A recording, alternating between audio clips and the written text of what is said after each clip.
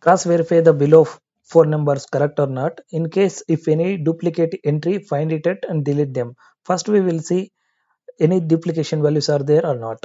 So to see that, we have a conditional formatting. Under conditional formatting, go to the highlight cells rules, and then down you can see duplicate values.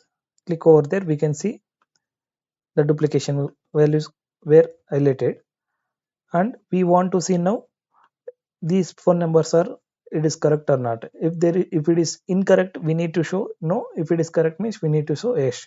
So here we have to use functions. One is if and len functions. Let me use len. Let me select this one. Let me close the bracket, and the phone numbers will be 10 digit, right? If it is 10 digits means it should show yes. If it is more than, either less than, we need to show it as no.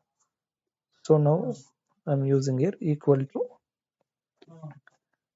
in logic here, then comma, in the double quotation put yes. If it is false means we need to show no, right? The double quotation inside you put no, and again close the bracket. After double quotation we can see yes. So wherever, if it is a lesser than 9 digits, for 10 digits, either more than 10 digits, it should come like no. Here see, we can see the same thing. Here there is 11 digits, and here it is 9 digits.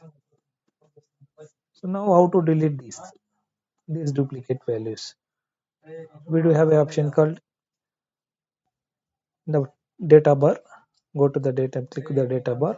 After clicking that, next to text column, we text to column will be having a called remove duplication items.